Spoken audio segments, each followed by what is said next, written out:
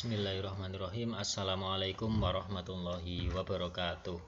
Baik, ketemu lagi dengan saya Pak Maftuhin, masih mengajar pelajaran ilmu balaghah. Nah, untuk kelas 12 ini ilmu balaghah dimulai dari nadham yuhdhafu lil ilmi wal ikhtibari mustami'in wasihatil ingkari ila akhirih. Akan tetapi sebelum masuk ke pelajaran yuhdhafu ini, saya akan sedikit mengulas tentang musnad dan musnad ilaih. Kenapa mengulas musnad dan musnad ilaih? Karena untuk kelas 12 kali ini pelajarannya semuanya tentang musnad dan musnad ilaih. Jadi teman-teman harus memahami tentang musnad dan musnad ilaih. Oke. Sekarang musnad dan musnad ilaih. Sebenarnya musnad dan musnad ilaih kalau kita mengingat bahasa Indonesia itu sangat mudah sekali. Jadi dalam bahasa Indonesia itu kita masih ingat susunan kalimat, yaitu ada subjek, ada predikat, kemudian ada objek. Nah, sebenarnya hanya pindah bahasa saja. Predikat dalam bahasa Indonesia, kalau dalam bahasa Arab itu adalah musnad. Subjek dalam bahasa Indonesia, kalau dalam bahasa Arab disebut juga dengan musnad ilaih. Oke, lanjut, kita langsung kepada contoh. Contohnya ada kata-kata bahasa Arab Muhammadun qaimun. Nah, kalau diterjemah artinya yaitu Muhammad adalah orang yang berdiri.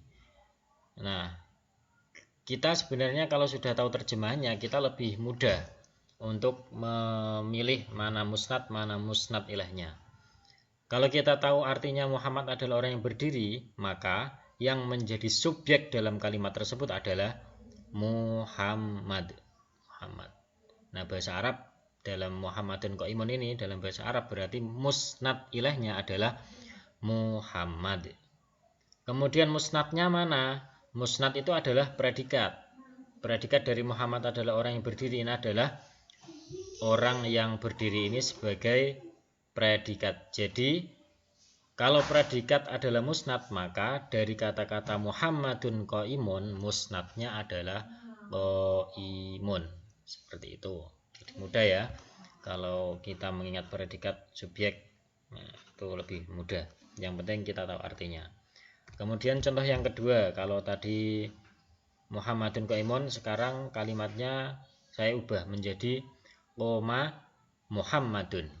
Koma telah berdiri sopo Muhammadun sopo Muhammad.